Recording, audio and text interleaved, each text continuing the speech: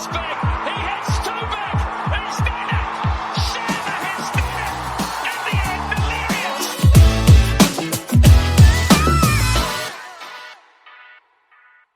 Hello and welcome to The Last Wicket, a cricket podcast that is as action-packed as the average game at the Motera Stadium. I'm your host, Benny, and I'm joined by a few friends, Mayank, Hey everyone. Nish, Hi everyone. and Himanish. Hi, and thank you for calling that stadium by the right name. We're going to just leave it there. This week, we will be talking about the Pakistan Super League, or specifically, we'll be giving an Indian perspective on the PSL. We're joined by Clive Azevedo, aka @_VanillaWalla on Twitter, who will be talking to us about his experience in the PSL while working with the Islamabad United franchise, what makes it different from the IPL, the draft system, and so much more. We also get a couple of interesting behind-the-scenes stories from Clive. Apparently, you don't mess around with Saeed Ajmal. But first, before we get into anything else, we need to talk about the madness at Motera. A two-day test saw England get knocked out of contention for the World Test Championship. Akshar Patel get a 10-fer in his second test. Ravichandran Ashwin becoming the second fastest to 400 test wickets. You know, for a two-day game, it was as eventful as they come. Of course, the early finish also means we get a lot more time to talk about a topic that literally nobody else has talked about so far, the pitch. So let's start with you, Mayank. What do you make of the whole debate? I'm not surprised that the English media is all over the pitch, and we saw that even after the second Chennai test, and it's almost expected. I feel like they did that even when they were favorites in I think it was like 2019 tournament in England, where they were favorites, then suddenly bundled out, and Ian Morgan came out and he was like, "Oh yeah, the pitch was really weird." I mean, it's time they own up and they say, "Hey, we're not good enough to play spin." And I think, to be honest, I feel like Joe Root hasn't necessarily given his excuses like that, but there's people around the team who definitely seem to be, pointing to the pitch rather than their inability. So it's interesting, but I do think the ball also played a role. That's been not talked about as much as it should have, because I think a lot of people, especially in the Indian setup, seem to believe that if it was a red ball test, it would have lasted 4 days. So that's definitely something that needs to be thought about a little more and see how the pink SG ball performs. Yeah, I'm going to give a very measured take here and say that India should be banned from testing for the foreseeable future, right? You can always trust you for the measure takes. We can ban the stadium. Come for the come for the hard takes and stay for the measured takes by Nish, right? Yeah.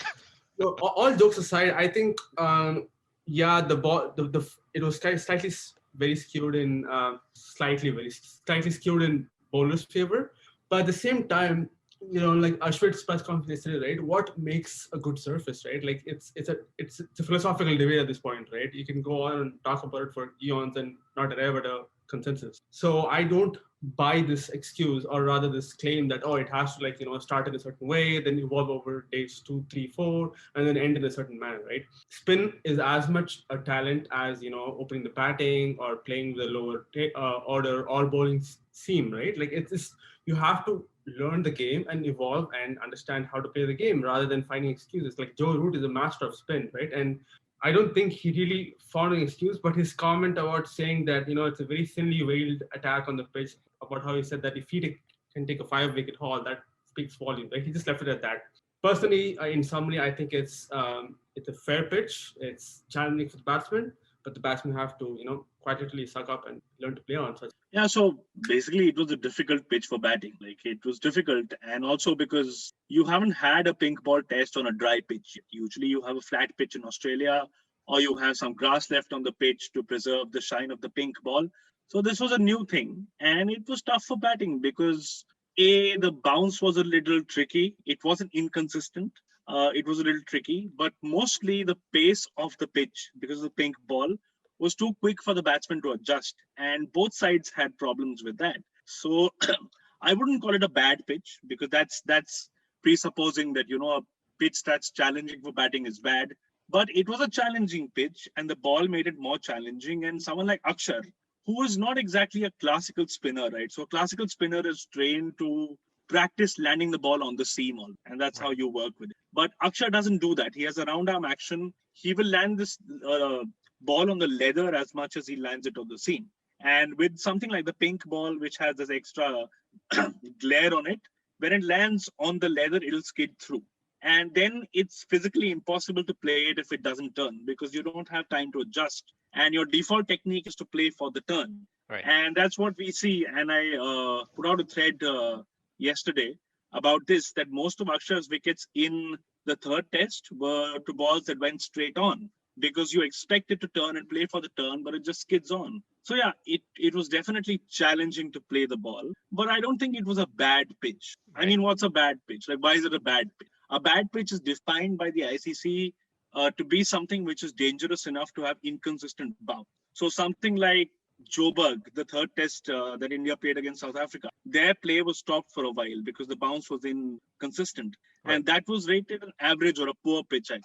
So, you know, the ICC clearly defined what a bad pitch is. They don't mind lateral movement. They mind bounce which is not consistent. So I don't think it was a bad pitch. I think it's whining by the English media which is causing up this storm. And I think we should leave it at that. As far as Root's comment goes, I think Root got 5 wickets because they were trying to slog him. So his 5 for 8 is not really an indication of the fact that the pitch was bad or anything. I think it's too much noise over nothing, and people need to move on. You know, that Joe Root 5-wicket haul brought back some bad memories for me. Michael Clark, 6 for 9. Glad it didn't go that way. If any English cricketers who are on this tour are listening, or Indian cricketers for that matter, you guys will do well to go ahead and listen to KP segment where he talks to Mark Nicholas on Talksport, and it's available in podcast format. And he talks at length about how Dravid's email, kind of helped him evolve how to play the left-arm spinner. So there is precedence to how to play left-arm spinners, when the arm ball is, your stock ball, so to speak, right? Or not, or it plays on people's minds. So it's not like this is something new, and people have, learned their weaknesses, worked on it, and evolved to, eventually beating England, beating India in 2012. So yeah, that it can be done. There was this fantastic insight by Kartikeya Date of the podcast he was on. And he mentioned that English batsmen play swing a certain way, right? So the key is to play it late, close to the body, and play the line of off stump, basically, to protect it. So you can't do that with spin. And a couple of dismissals, or more than a couple of dismissals in this test match, you could see that they were really unsure of what to do. So with spin, you have to be proactive with your feet and your hand. You can't hang back and wait for it to do something, because you might get a pitch which is quick enough for you to not get time to do anything. So that was the problem with the English batsmen. You have to treat the spinning ball as something you can't trust. So either you come fully forward and smother it, or you wait for it, hang back in the crease, and then play. Now, the pace of this pitch and the ball and the pace of Akshar combined meant that you couldn't do that. It was very, very hard to do that, and that's why they lost out. And it's just a tough pitch. It's just that. So yeah. Mayank helpfully pointed out that India actually won that game where Clark picked 6 for 9. I think I mixed up 2 games. This was in Australia where Clark picked up a bunch of quick wickets and 3 wickets. Yeah, I think that's the one I was actually thinking of. See, that's how much I'm traumatized, because that was painful. Because wasn't that also the game where Steve Buckner was the umpire and some really questionable decisions? That's correct. Handed out? I think India were threatening to pull out of the tour after that controversial test match, and then there's also the monkey gate thing. Monkey gate thing was in the same test. I think so. Good old days. That we don't get test series like that anymore. My only thought. You guys all shared some really good thoughts on the pitch, but the only thing that I will add is Rohit Sharma was probably the best batsman on this pitch, and that should tell everyone about the true nature of this pitch and how challenging it was. I'm not putting down Rohit Sharma, just to be clear. I'm saying if Rohit Sharma, who's notorious for his inconsistency or his so-called inconsistency, if he can apply himself and bat well, I think it's more an issue with batsmen rather than the pitch. I have to add here that Rohit Sharma has completely transformed as a test player. Right. And he understands his batting very well now. And I would have been the last person to say this, a couple of years ago. But he's performed well in a variety of conditions. He's done well in Australia. He weathered some nice opening spells by Pat Cummins and Hazelwood. He played exceptionally well in Chennai. He did well in this Test match. So yeah, so he's really progressed as a Test batsman and as a batsman in general, and you can see that because he's really calm with himself. He's not hitting those jailbreak shots to get out of tough situations, which he used to do in ODIs as well. But he's not doing that anymore. He's at peace with where he is as a batsman, and his execution was always more than perfect. So he's become really good. And if it's coming from me, it should be like it must be true because yeah. I mean, he still has a way to I've disliked him for go. a long time before this. Yeah, he still has a way to go to improve his overseas test record compared to India. But I think, yeah, based on recent evidence, I think he's on the right track.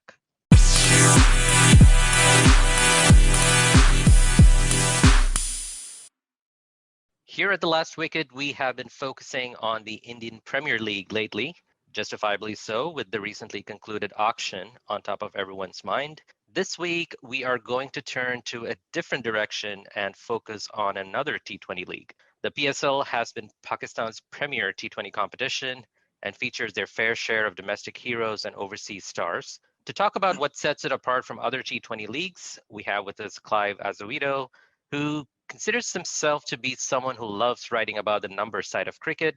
Apart from that, he has some first-hand experience, having worked with the Islamabad United franchise as part of their logistics and content team. So Clive, welcome to The Last Wicket. Yeah, thanks a lot for having me, guys. I'm looking forward to the discussion we do have. Same here, Clive. I have to mention, as an Indian cricket fan, I should say, I have zero knowledge about the PSL, and not because of what might be the most common reason.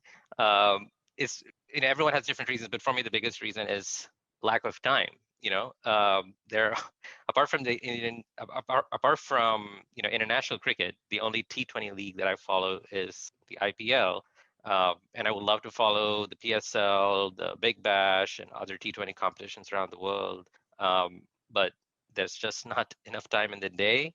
But obviously, following it on social media, and I have Pakistani friends and Twitter followers, or I follow people who tweet about the game, and you get bits and pieces about what's going on in PSL, and a lot of the time it sounds really exciting, and I would really love to know more. And I'm sure there are many Indian cricket fans like me who who would love to know more, but they need a good starting point, a reference point from where they can get that information.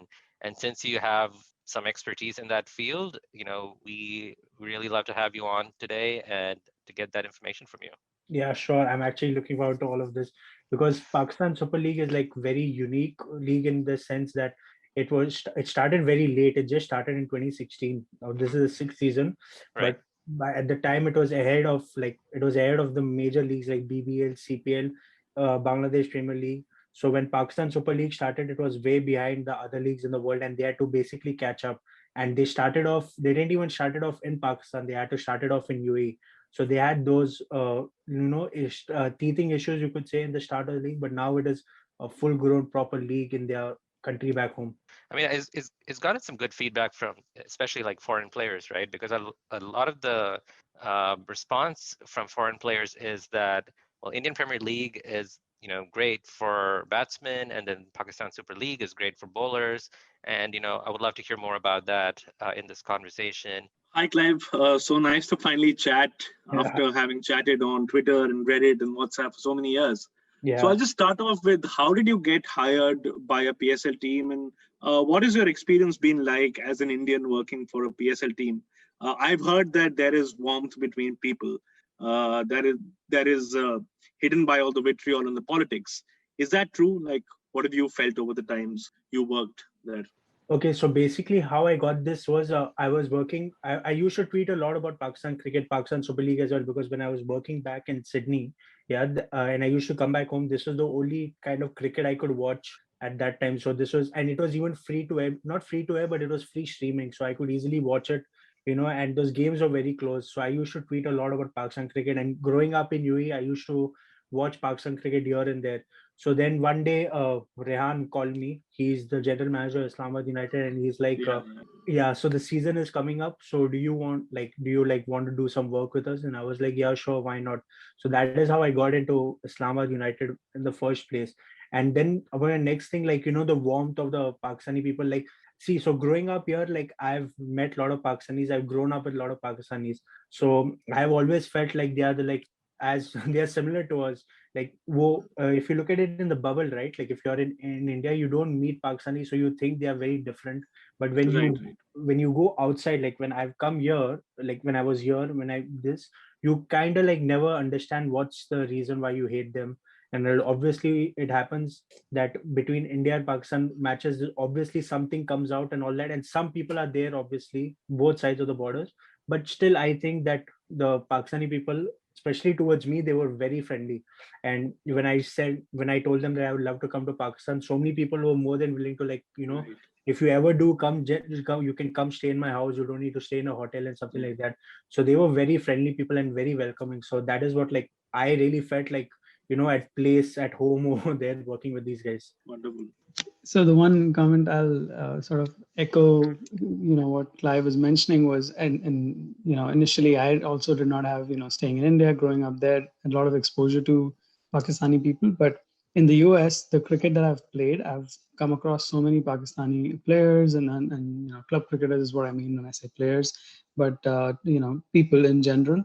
And they've been so warm and so welcoming. And I had the first team that I played for in Chicago actually was a completely Pakistani team and had about 15 people who were all from Pakistan or, of Pakistani origin. And I was the only Indian, and they made me feel so much at home and so comfortable that I completely, strongly feel that all these politics and all the news is BS. And as such, people get along really, really well. Yeah, like, I've always thought, that this all is like, because we don't understand the other person, we have not met them much. Okay, it's like, obviously if you're in the dark, then anyone can make up stories about them, or anyone can, like, speak anything about them. But if you're like have this some sort of like close connection, okay, then you kind of understand where they come from as well. Like, at least growing up over here, I used to play cricket. I used to bond with I had this one Pakistan. I used to bond with him over in the start because of IPL. Like, because he used to support Kolkata, I used to support Bombay, and that's how, we used to like argue a lot about IPL. So just imagine, we have come from there to now the state which we are in India, where we have constant hate. That is not something which I support, and I'll never support it. But that is, just such a unreasonable hate you have. Because, and even now when I watch the PSL, okay, there are so many people, who just like mock me. They're asking why you're watching a second class league, why you're watching. They say like a lot of hurtful things. Yeah, and I don't think so that is justified on any level, because at the end of the day, these guys are cricketers as well. Okay, they are earning, they are playing cricket. They love the game as much as us. So at least if you can't like respect them on that fundamental level, that they are as cricket lovers as much as us, okay, then I don't think so, you understand the point of cricket or humanity or whatever it is. Yeah, that's well said. Yeah, Clive, I can relate to all of the points you mentioned here and all of others' points here as well. Like, I spent most of my growing years in Kuwait, where I, met and, spent time with Pakistanis. And I still remember playing cricket in the backyard with the tape ball. And whatever you hear about Pakistani bowlers and their ability with the tape ball, it is 100% true. Now, I'm not any way qualified to like be a good batsman or anything, but boy, they were lethal with the tape balls. Yeah, they were something else. Like, you are a fellow Gulf kid, so you would realize that, right? Like, they were something unique and different about, like, they used to actually, I used to play with some, like Pakistani men who were like 10, 15 years elder to me, and the way they used to swing the ball was incredible. Like, and I used to ask them how. They were like, there's some tricks and all, I can't teach you about it and all that. But it was unbelievable how good they were and all. Yeah. Well, let's talk about the PSL. Unfortunately, cricket for a long time was out of Pakistan since 2008, and it was held outside of the country until recently. And it only, I think, was it this year or last year? they started holding the games back in Pakistan? So they started hosting the games back in 2017. They started one by one. So the first Okay. 2017 they had the final. 2018 they had like 4 games. 2019 they had around 11, 12 games. And the last season and this season is entirely being held in Pakistan. That is so weird for me because obviously, as Indian fans or any other country fans, we cannot identify with that feeling where games are not being held in your own country. I'm just wondering, like from what you have, I don't know, maybe talked with other like Pakistani fans or Pakistanis, how has that been? Where they haven't had cricket in Pakistan for a long time, and for them to for that entire period when cricket was not there in Pakistan, and then for them to get the game back in their own country.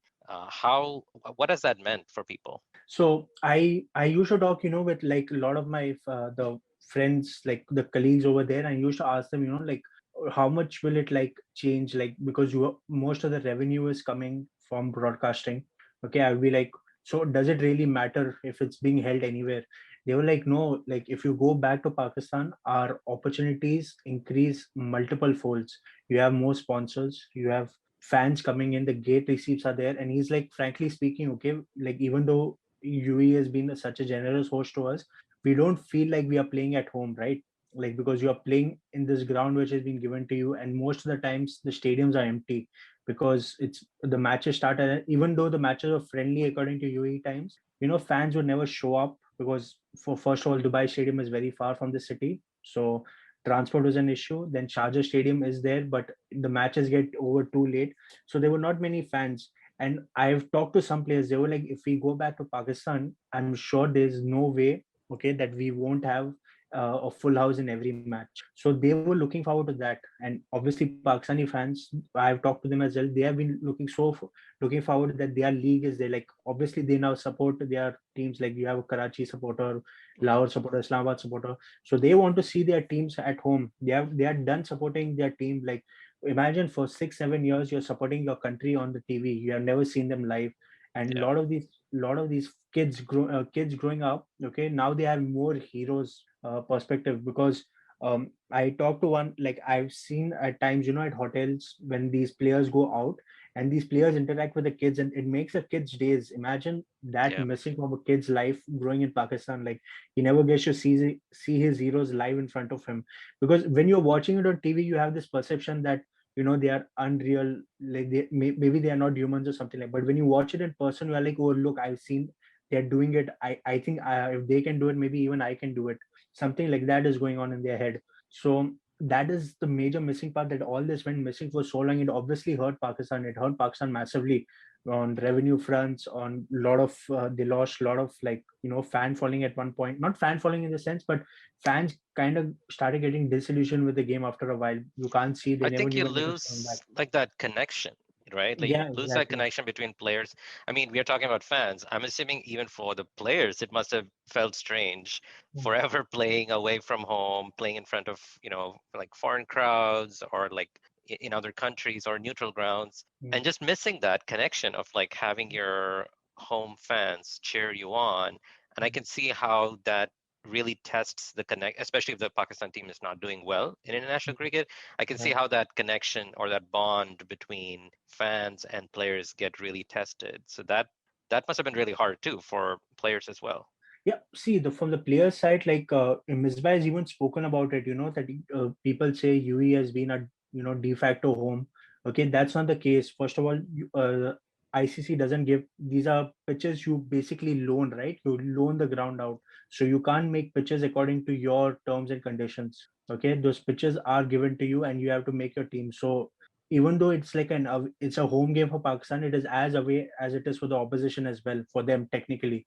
So you don't get the home advantage. Okay, and on top of that, you're staying in a hotel for like a good period of 2 3 months. So suppose you have like tours, countries coming in, you're basically in the hotel for 4 months. Out of that, you have to tour outside, that's another 4 5 months. So you're not back home in Pakistan. Okay, even though Pakistan is not that far from India, but far from, sorry, Pakistan not that far from UAE, but there's something called, like playing home comforts is there, that is not available to these guys when playing in UAE. So that is what even affected the players as well. But there's a reason why they said when the lockdown came that Pakistani players would be best suited, because they are used to these conditions. They know how to play with no fans. They know how to play, staying within a bubble Yeah. and all that. So that is what is they have been like trained now to play this kind of cricket now. So let's talk about the cricket now. So you're a keen thinker of T20. You write on T20 cricket. You follow the IPL ardently as well.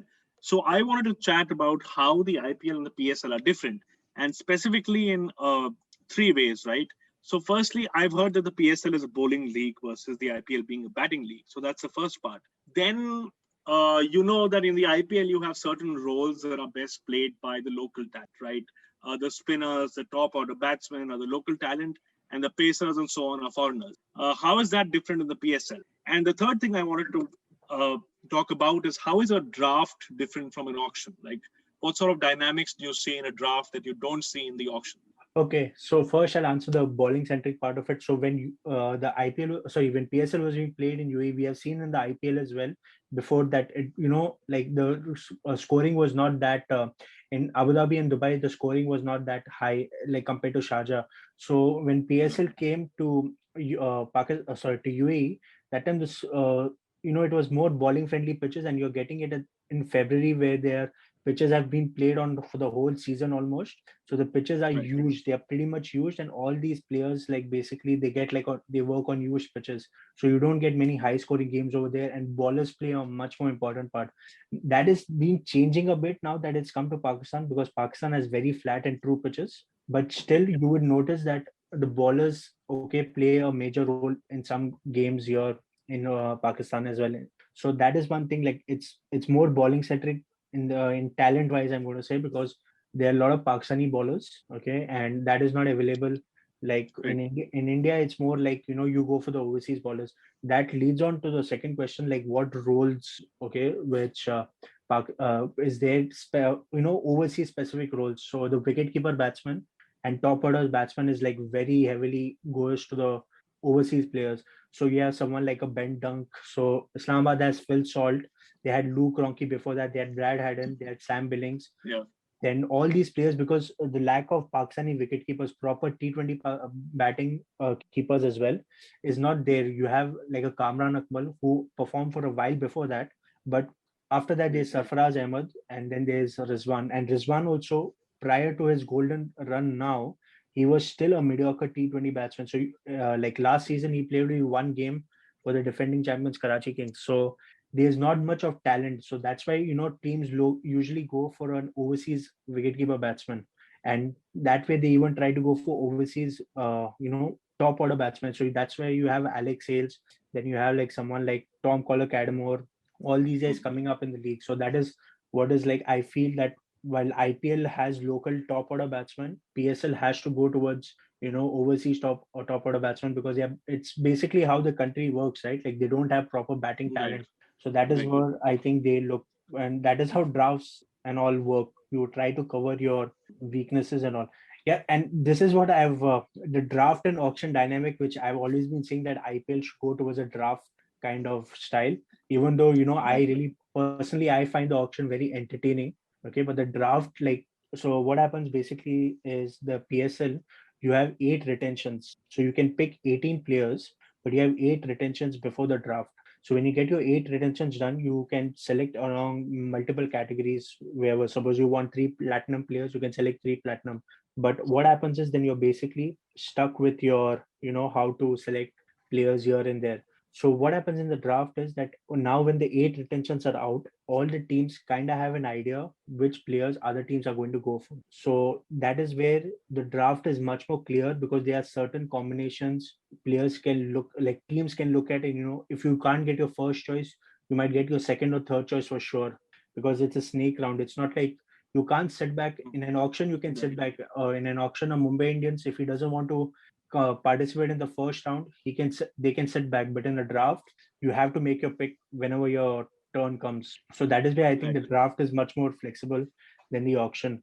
And compared to that, like I heard there was this thing that the teams like IPL has become very data intensive right now.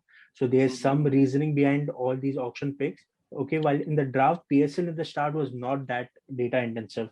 But over the years, we have seen teams, go heavily based on data. Like Islamabad United they have two guys basically they said they use the numbers to make their picks, to make informed picks. Multan Sultans last year had a tie-up with CricViz, and that's how they got their one of the best PSL sides according to me. So that's how they got. So that is how the draft, enables these teams, because even in drafts you can have this like local or overseas players very good value picks and well. So that's why I feel just if IPL could give draft a chance, it would have been better. So it's almost like a complement to the IPL, right? Everything is like what you don't do in the IPL, you do in the PSL. So like bowling friendly, local talent is bowlers, overseas talent is top order batsmen. So it's very interesting. Yeah, it's very interesting to follow it. It's like a complete opposite of the IPL if you look at it that way. Do captains have a say in like what kind of players to go for during the draft? I think usually some captains do have a say, because like most of the teams have like some backroom management staff, but I'm sure pretty much they do take the captain in confidence before making picks. Like this season, okay, I think Shadab Khan, he had a lot of say in the Islamabad United's picks. He was even there present at the draft, and he was giving a lot of the interviews after during in between the drafts rounds. So he was giving a lot of interviews that we were looking at this player because he can add value and all that. So I think captains do have, even Imad Wasim, and last there was a while when Mohammad Hafiz was captain of Lahore Qalandars, even he used to have a lot of say in the draft. So I'm sure that the captains do have a lot of say. I really hope Sarfaraz Ahmed is given some say, because he seems to be perpetually angry on the field. What are your thoughts on that? Yeah, so I've talked to Sarfaraz Ahmed, like in the hotel and all, and he's a very nice guy. Like he's very polite, very humble, and all that. But whenever he goes on the field, I don't know what happens to him. Like he becomes like a complete opposite. Like I was talking to someone the other day. I was like, why is he like this? Like he's such a nice guy, and he talks to you with so much utmost respect. Like he gives you so much respect. And then I was like, why is this guy so nice off the field, and why is he like this on the field? Like what is he doing on the field? And then I have like no answer. Basically, maybe he's like too competitive and all that, but he doesn't like people like I've heard that he doesn't like people doing silly mistakes on the ground. Like there's a set plan and all that. He's like, you follow your set plan and we'll win always every game. But that's not how cricket works, right? There are times that your set plans also go to for a toss. Yeah, I feel like that's a whole nother topic for discussion about like how captains need to guide their players, because I see that here we play club cricket here where I live, and sometimes the captains, they're very vocal in their displeasure or disappointment with someone, and it doesn't help team morale, because the opposition players can see that you're rattled, and I feel like they get extra confident, whereas the team who's getting the brunt of it from the captain, I feel like their morale gets affected. And correct me if I'm wrong, but I'm guessing his team is not doing too well right now. Yeah, his team are right now bottom of the table. They have lost 3 games, 3 out of 3 games. So yeah, and even last season they didn't perform well. They were fifth out of 6 teams. So yeah, and leave that all that aside, Sarfraz is under immense pressure as well, because he was let go of the Pakistani captaincy. He came back into the side, and that too also many people said that he came back into the side because teams were taking like an extended squad because of the COVID bubble. So because of that bubble, you get like you're taking more players than you actually need. So there people are saying Sarfaraz was picked only because of that. If there was no COVID, there was no Sarfaraz as well in the squad. And now that Rizwan is also doing well, there's huge pressure on him to make, like, what are you doing?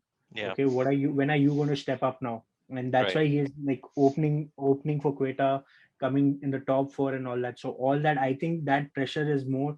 I think it's more that pressure showing right now on him, because when he was captain, he was used to be this vocal, but in the last 3 games, his behavior on the field is a bit shocking, to say the least. I mean, especially I feel like the brunt of his, ire, so to speak, are younger players, right? Like younger, inexperienced players.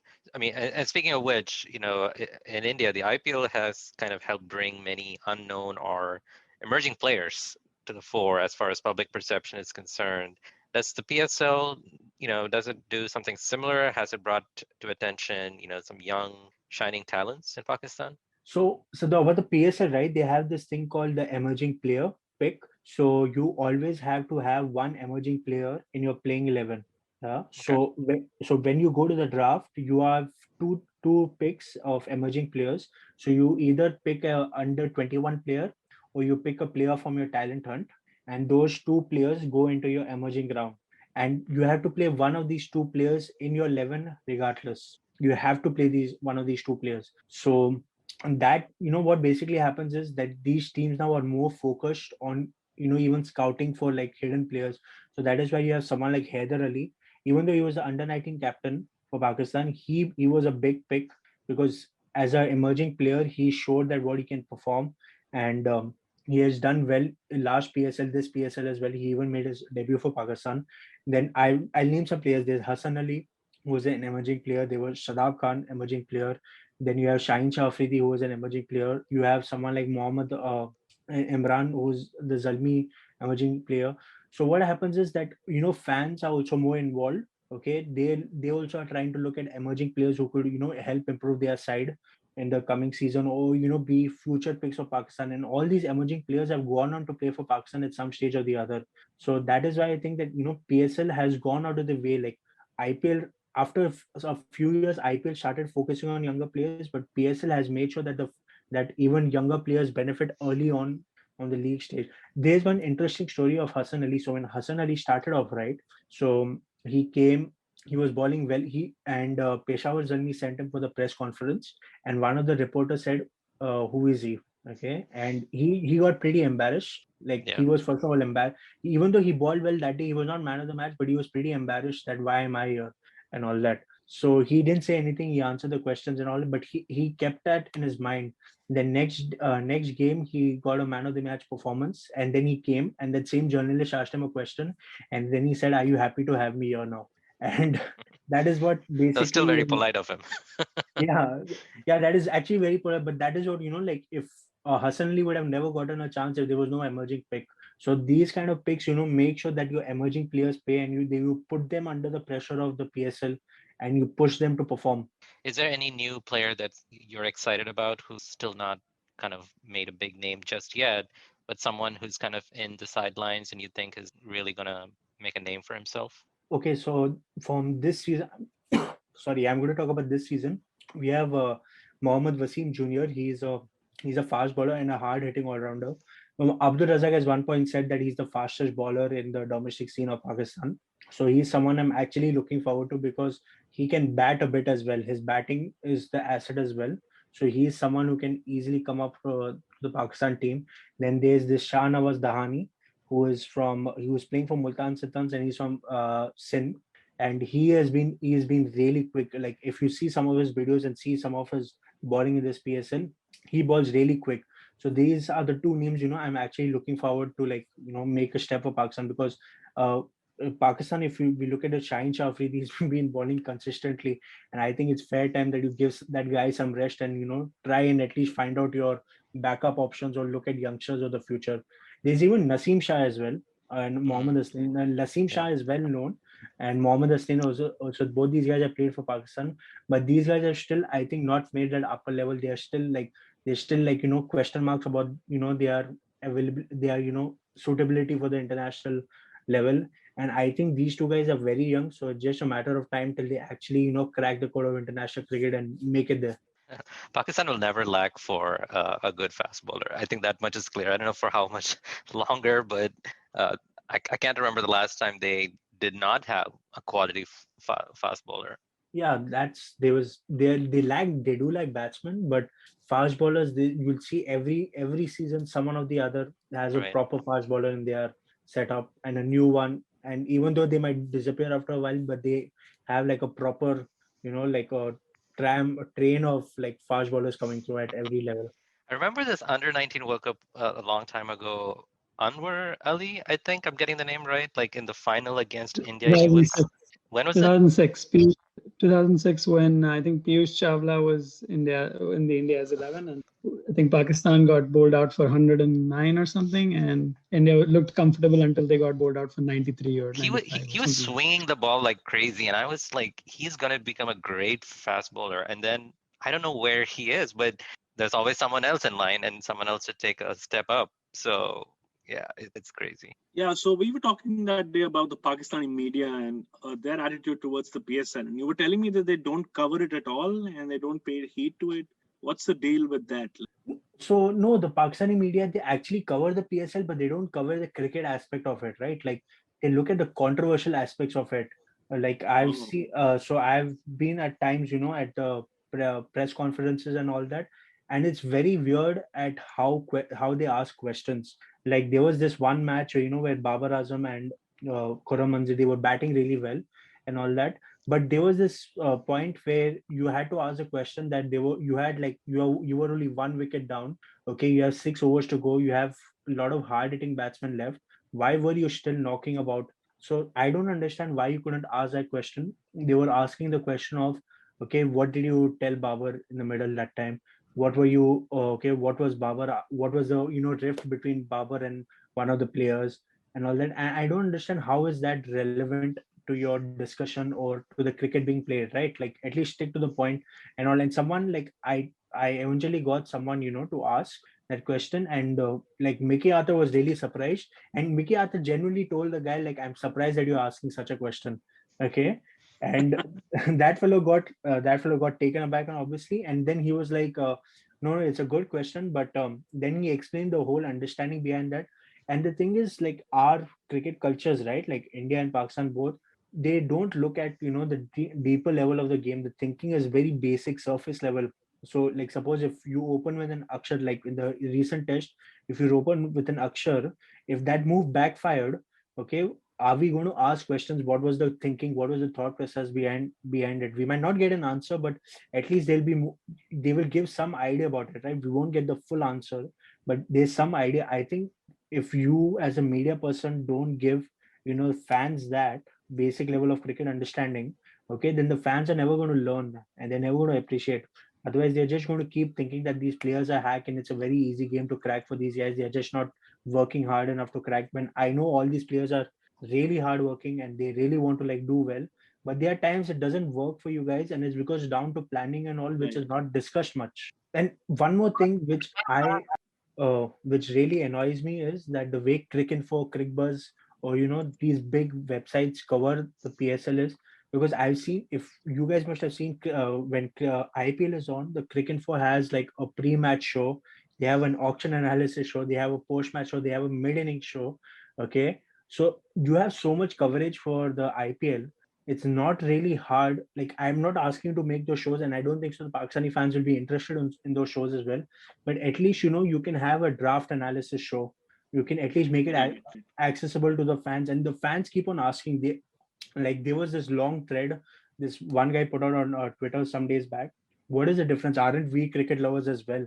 Okay, why can't you give us as much attention as you give to IPL? Because I think the day before the PSL started, the IPL auction was happening, and this one guy said that PSL is starting and we have had only one tweet about it from the Cricinfo account, while IPL they have already tweeted 6-7 times about IPL teams. So how is that fair on them? And I think that's a very valid point you can ask, because if you are a cricket website, at least do the basic decency of covering a league which is starting very soon. Especially if Right. it's pretending to be an international cricket website. Right? I get it if it's particularly focused towards Indian cricket audiences. I have no complaints. Do all of that. But if you want a wider reach, a global reach, which is definitely what both those sites are trying to do, then you're right. I think it's definitely something needed. You know what? Next year, Clive, if they don't do it, let's do it. We'll you can Yeah, partner with the Last Wicket, and we'll do like a yeah, pre-show. sure. Yeah, I just had a comment to add regarding the surface level questions that most reporters, I'm not going to throw every reporter under the bus here. It's because you have to work backward, right? Or from their perspective, they are driven by not cricketing motives to ask questions. They're driven by that if they can irk a player who's just, coming after a defeat or something and get a reaction out of him, that's their, viewer count going up, right? And if Yeah. that drives your questions, then, that's fundamentally wrong, right? And that's why we don't really focused on the process or the thought process, even if regardless of the results, right? The outcome is immaterial when you're thinking about thought process, right? Yeah. So if as long as you get an irritated reaction from say Sarfraz or whoever, right? Like Ashwin today, this morning, I guess it was an interview, and he kind of like had a moment where he didn't really appreciate the presumption in the question, and he answered honestly, right? And that's going to increase viewership. So if that's what driving your numbers, then we're never going to get sort of like deep dive questions that we can ask in this medium here. Yeah, that's actually a very good point, because I saw the Ashwin question reply you're talking about, and yeah, like if that's what works and suits a board, that is what you're always going to get. But that's a vicious cycle. Like I genuinely think, because Australian media doesn't mind asking players these questions, and the players love answering these questions as well. Okay, so if you can, if not, at least get like some people should be able to ask. I think the cricket for guys do ask them at times. Okay, but it's mostly missing, at least in the Pakistani media, it's mostly missing or absent.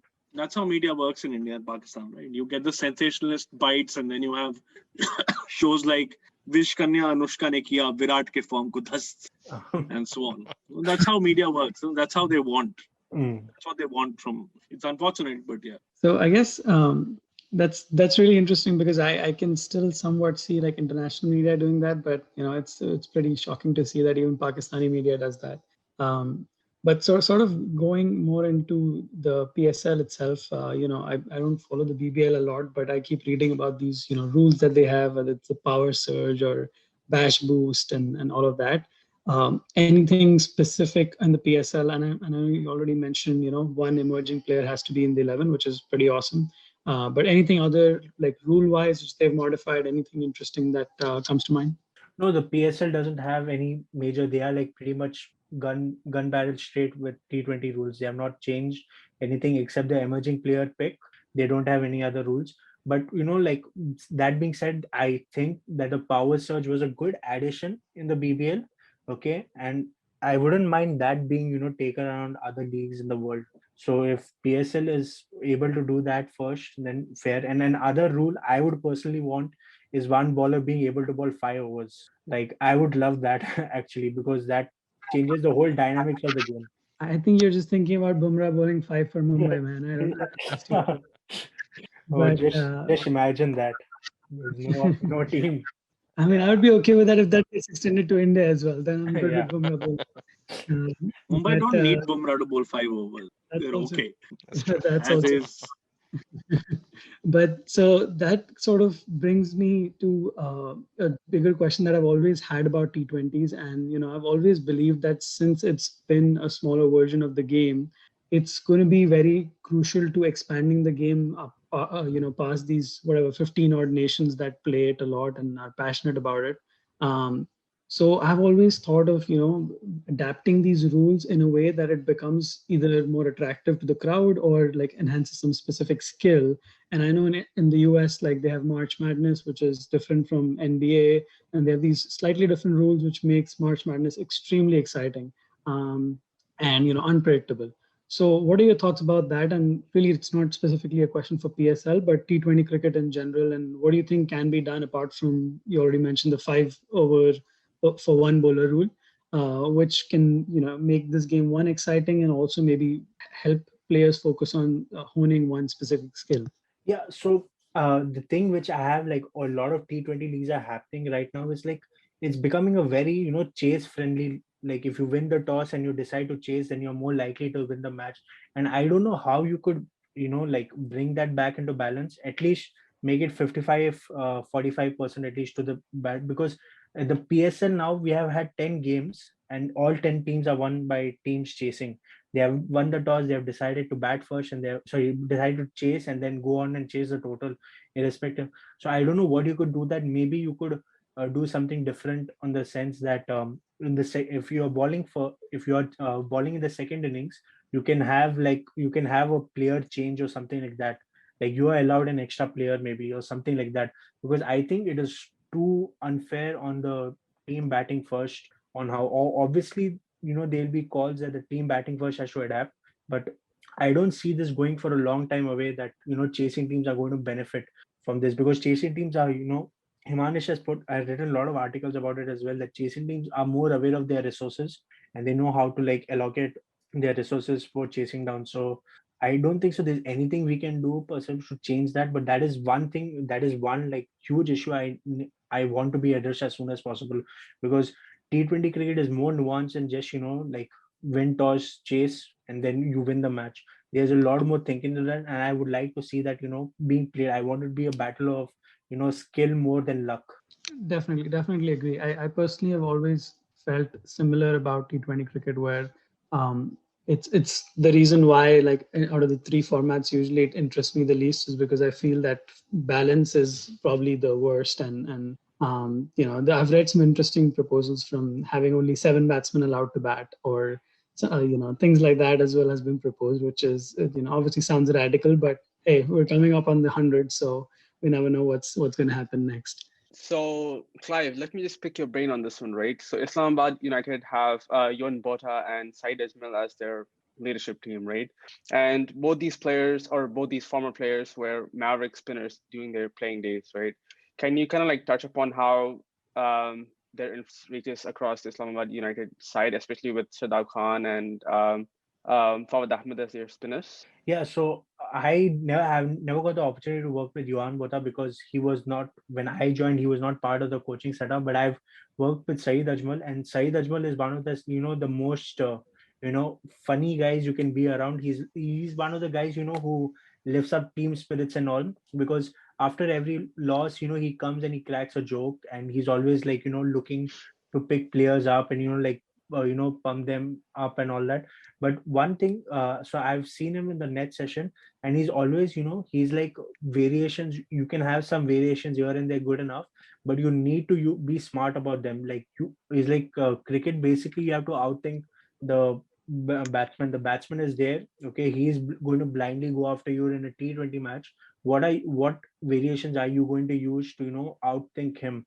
And he basically looks on the players on that thinking level of the game, like he's someone like the amount of jokes he cracked, I never thought that he would be someone he would be very serious. But I've seen him actually talk to players and say that this guy is attacking you, what is going to be your thought process now? You get hit for a six, what are you going to do now? Are you going to like attack more, or are you going to go defensive? And if you're going to go defensive, what's your field and all that? So that is the questions he keeps on asking, and that is, I think, a right way of coaching, because you can't tell a player to do something. You need to make the player think, because once you get on the field, right, you are basically left on your own tools. So you have to at least get on that level key. How am I going to approach this? Because there's no one else going to come. There's no one better than you to know what you're going to ball, and there's no one better than you to know how you're going to ball to a plan you have set. So that is what Saeed Ajmal used to push, that yeah, fine, fair enough, this has happened to you, what are you going to do to counter this now? What are you going to do to help yourself and get back into the game? Clive, did Saeed Ajmal get over the Sachin Tendulkar LBW decision in 2011? I've wanted to ask that so many times, okay, and I wanted to ask, like, even Misbah was a captain, right? So I wanted to ask him also so many times, but they warned me. They were like, if you want to be like happier, okay, yeah, and just let it go. Just don't even Forget bring about it up. Yeah, don't even bring it up. Yeah, I think what I was thinking about was, you mentioned, that's the right way to coach, and that's so true, because I've spent as a person who works in corporate America, I've spent a lot of time reading books about how to lead people and mentor people and all of that, and that's one of the key things that they mentioned. Don't tell them what to do, ask them questions so that they can form their strategy. And so it sounds like Ajmal understands that, and he knows that it's not about him saying, I did this in 2014 and this is how it worked, and this is why you should do that. Instead, he's saying, what can you do? What is your strength to adjust to this? So that sounds like a very solid coach in that sense. No, but the thing is, if the players don't have an answer, or if they give an answer which is going to be like wrong, he tells them like, if what do you think about this, and I think he gives them their plan, or he gives them like a counter. So then those players also start thinking about it. So, but basically his motive is that get these players thinking for themselves, because I'm not going to be there on the ground to help them out. Right. Yeah, absolutely. That makes sense. Yeah. Can't have any sort of like helicopter coaching, right? Just like parenting, I guess. So yeah, that makes sense. Okay. My next question here that I have is, as most of us know here, that Dean Jones was an integral part of Islamabad United, right? And he had 2 successful seasons, leading them to title wins. Sadly, last year he passed away in Mumbai. And I think sometime last year or before then, there was a video of him I think Rehan shared the WhatsApp snapshot of him, kind of like rallying the team to kind of work to raise some money for Asif Ali's terminally ill daughter. So that kind of like shows a very human nature of Dean Jones, right? Did you ever have a chance to work with him? And yes, could you like talk about his influence on the side? Yeah, so I've worked with him, and he's like, one of those guys, like very like fun loving and all that. Like, so he would always he would always tell these guys, okay, that I'm going to play golf today, so I'm going to join you guys straight at the ground for training sessions and all that. And he used to hate coming to Sharjah for training sessions because basically you can't like go play golf and come straight to the ground or to Sharjah ground for practice. So he used to be like, oh, why you're playing in Sharjah? Right? You can play in Dubai. I can join you guys straight from golf and all that. So he used to love playing golf. That is one thing which I want to take away. And then he used to always like once there was this, there's this thing called scenario planning, scenario sessions and all that. So basically, you put these like your death ballers and your death batsmen and tell them that you have to score 60, how the ballers are going to defend, how the batsmen are going to chase it down. So he gives them scenarios like that. So once I was sitting with him on the side, he's like, "What do you think is going to happen?" Then I was like, obviously, like I was explaining that the ballers are good. I think the ballers will take it. He's like, "Yeah, but you know that this guy has slight injury. He might not be able to fulfill this ball properly." And I was like, "Really?" And then he was like, "Yeah." He's like, "Just watch it. Okay, just watch this whole over, and you will see that he won't ball it even once." So I watch it, and that guy never balled. He's like, "These are the small things you need to pick." Okay, he's like, suppose if players have injuries, you don't like. That is why we never talk about our injuries.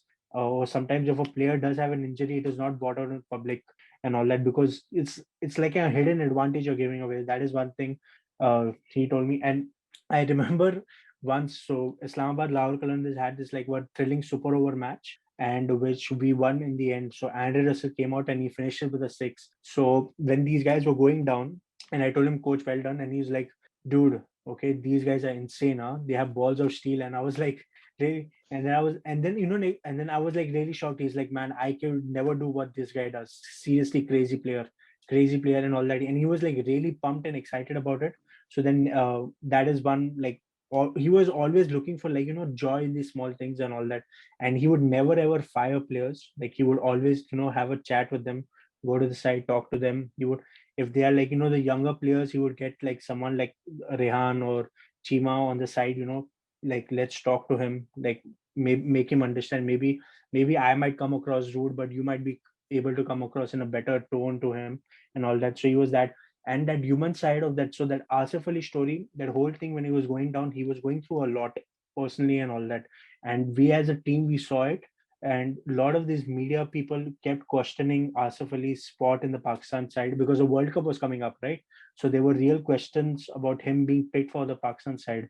So they kept asking him about if he'll be picked.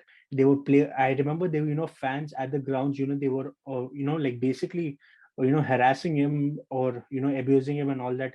And when you are a player, you have like a lot of personal. Like that's one thing fans never get. Is like a player also has a lot of like a personal life outside the game.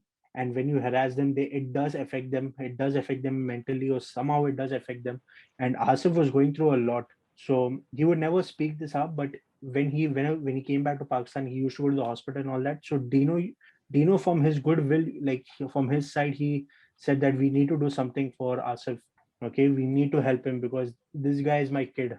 Like we need to go out and help him because like what are we at the end of the day, like we are playing here for each other, right? And Dino has been coaching Islamabad. He was Islamabad coach from the inception when Islamabad started. So he was there. He saw Asif grow the player he eventually became right now.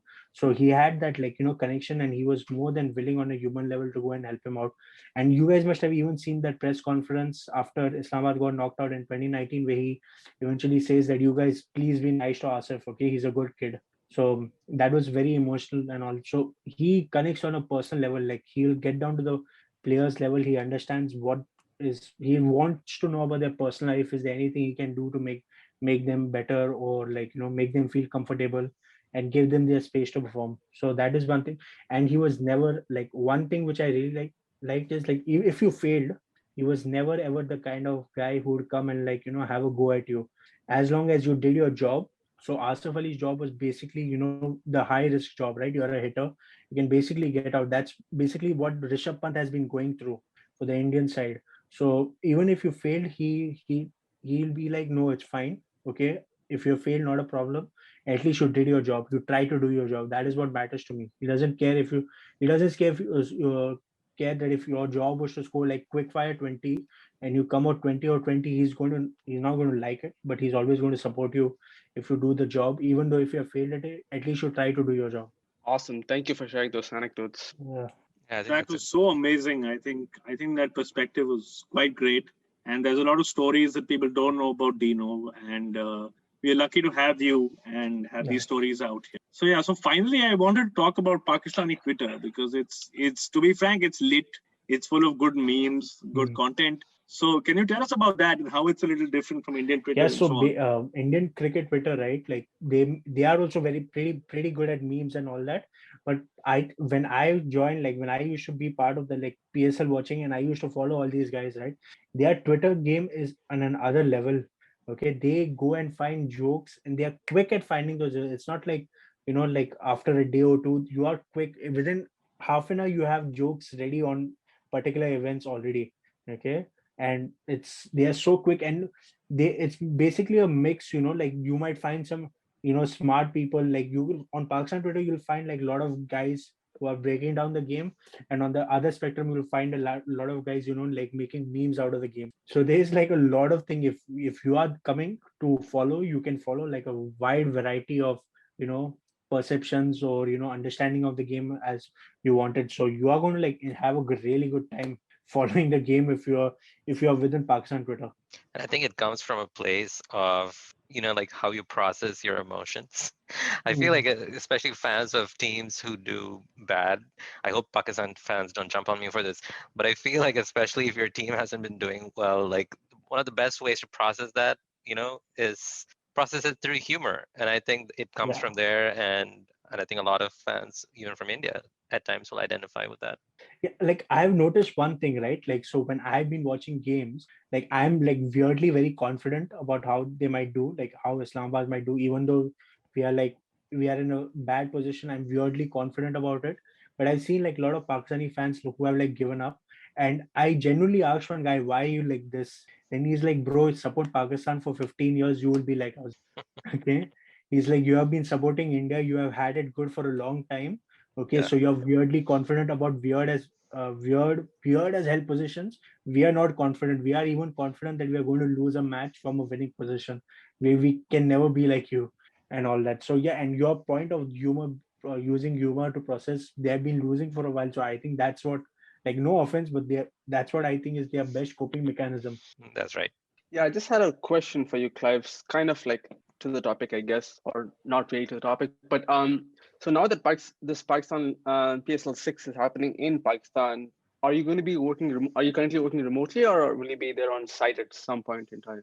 No. I'm working remotely. So basically, I'm doing match reports now. So my job is like completely shifted from what earlier, at least I used to be more involved with the team, in the sense that I used to like plan some practice sessions or whatever. But that also was very on off cases. But I used to plan some other things as well, like media engagements if required and all that, getting the players on for media engagements. But that has now completely changed. Now that I'm here working in UAE, okay, I basically, my job is to write the match reports for the website. So if anyone, like if they don't have anyone for that, so basically that's my job now. Even before that was my job, but that was like a very small part of my job. Now this is my only job here. Hopefully I get to go to Pakistan one day and like watch the league over there, because it's like I've heard a lot about how exciting it is and how the fans have embraced the game. So hopefully one day. Yeah, I would love to go to Pakistan. It's my lifelong dream to go to Lahore. And if you get to go, take me. Like I'll come in a suitcase. We'll make something happen, bro. Himanish, do you want to go there for the food or for the cricket? Food, cricket, music. So I'm Perfect. like a Coke Studio fan, right? And food, cricket, music, history, everything. Yeah. So that's a plan then. Clive, who are you backing for PSL 6 to win? Oh, that's a very obvious answer. Islamabad United. But who's actually going to win, do you think? Okay. See, now the thing is, I would say again Islamabad United because they have their bases covered. But then other side, which I really like, okay, like I really like for cricketing wise, I don't like them as a team, is Karachi Kings, okay, Okay. because Karachi Kings they do have their bases covered in every sense. They have a backup fast bowler, even their backup fast bowler, backup batsman, their local overseas players as well. All these guys who are not in the playing 11 could easily make playing 11s of other sides. Yeah. So that is where I feel that even if there's an injury or something happens, they are still a very strong side to beat. So, and they are proving themselves. They have Babar Azam, Shajil Khan, Mohammad Amir, Imad Wasim, Dan Christian, Mohammad Nabi. So they are like a very well proper stacked team. So for them not to win this PSL, a lot has to go wrong. At least I'm sure they will finish top two in the league stage, but since the playoffs is lottery, so it's more about luck in the playoffs, which I think luck is not discussed a lot about in cricket. Okay, it will be like unless there's luck is not their way. If luck doesn't stop them, they are going to win the whole thing. Okay. All right. Well, we'll leave it there. Clive Azevedo, thank you again for joining us to talk about the PSL. I hope that our listeners who aren't too familiar with the league found this conversation as illuminating as I did. And for our listeners, you can find Clive tweeting on the game at _VanillaWalla on Twitter. And Clive, we do hope you will come back on the show again, Sure. we hope we can talk more about the players in each teams and all of that. And for your sake, I wish Islamabad United all the best for the remaining games this year. Yeah, thanks a lot. And thanks for having me, guys. It was a lovely session of conversation, and hopefully I'll be back soon if you guys are willing to have me on. Absolutely. It was very enjoyable. Thank you. Thank you. Thank you. Thanks.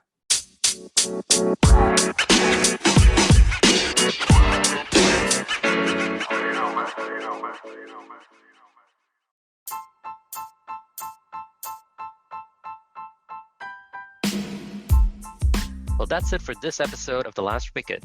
Do subscribe to this podcast to be notified of new episodes. Follow us on your social media feeds and do spread the word about the show. For more details, please visit our website at thelastwicket.com. Once again, thank you for listening, and we hope you come back for more. From all of us here at The Last Wicket, have a great week.